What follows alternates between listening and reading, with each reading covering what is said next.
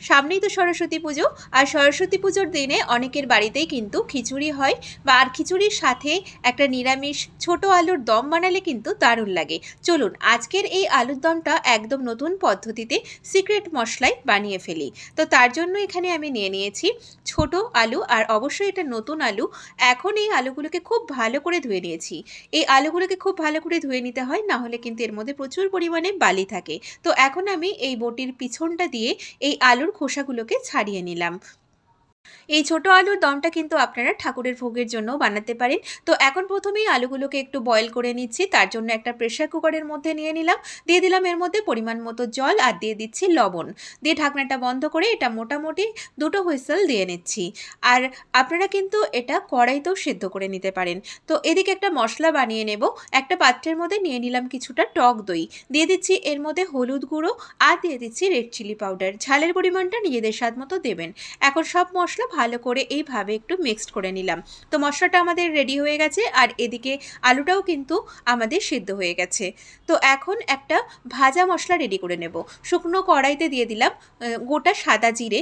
এই জিরেটাকে একটু dry roast করে নামিয়ে নেব, আর এটাকে একটু গুঁড়ো করে নেব। তো দেখুন জিরেটা কিন্তু আমাদের বেশ ভালো ভাজা হয়ে গেছে। এখন এটাকে নামিয়ে নেওয়ার পরে দিয়ে দিলাম এর মধ্যে পরিমাণ মতো একটু সর্ষের তেল। এখন প্রথমেই এই জল ঝরানো আলুটাকে ভেজে নিতে হবে। দিয়ে দিলাম আরও একটু স্বাদ মতো লবণ। এখন এই আলুগুলোকে বেশ ভালো করে আমি এইভাবে নেড়েচেড়ে নিচ্ছি। তো দেখুন আলুগুলো কিন্তু আমাদের বেশ ভালো ভাজা হয়ে গেছে, একটা হালকা বাদামি রং চলে এসেছে। এখন এই যে দইয়ের সাথে মশলাটা মিক্সড করে রেখেছিলাম সেটা দিয়ে দিলাম। এই মশলার সাথে ভালো করে আলুগুলোকে কষিয়ে নেব।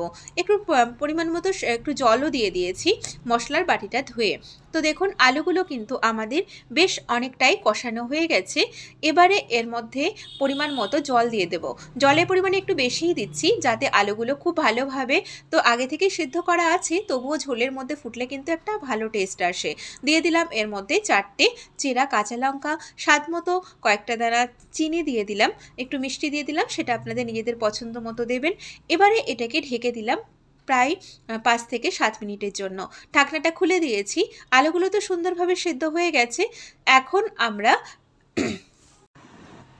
এই আলুর দমটাকে আরও বেশি বা আরও সুন্দর একটু টেস্টি করার জন্য আমি একটা নতুন পদ্ধতি আপনাদেরকে দেখিয়ে দিচ্ছি। আপনারা অবশ্যই এটা ট্রাই করবেন। একটা কড়াইতে দিয়ে দিলাম প্রায় 1/2 টেবিল চামচ মতো ঘি। এবারে এর মধ্যে আমি 1 পিঞ্চ মতো একটু হিং দিয়ে দিলাম। হিংয়ের গন্ধটা কিন্তু এই নিরামিষ আলুর দমে খুবই ভালো লাগে। তো এটা বেশ ভালো একটু গরম হয়ে গেলে এবারে ঝোল সমেত এই আলুর দমটা কড়াইতে ঢেলে দিয়ে বেশ কিছুক্ষণের জন্য আবারও একটু ফুটিয়ে নিচ্ছি, যাতে এই ঝোলটা আমাদের একটু ঘন হয়ে আসে। তো দেখুন ঝোলটা কিন্তু আমাদের ঘন হয়ে গেছে, এটা কিন্তু ঠান্ডা হলে আরও একটু বসে যাবে। তো আমাদের আলুর দমটা প্রায় হয়ে এসেছে। এখন নামানোর আগে এই যে ভাজা জিরের গুঁড়োটা ছিল সেটা দিয়ে দিলাম। ভাজা জিরের গুঁড়োটা দেওয়ার কারণে কিন্তু এই আলুর দমে একটা আলাদাই টেস্ট আসে। তো ব্যাস আমাদের কিন্তু নিরামিষ আলুর দম একদম তৈরি, গরম গরম সার্ভ করার জন্য। এখন এটাকে আমি নামিয়ে নিচ্ছি।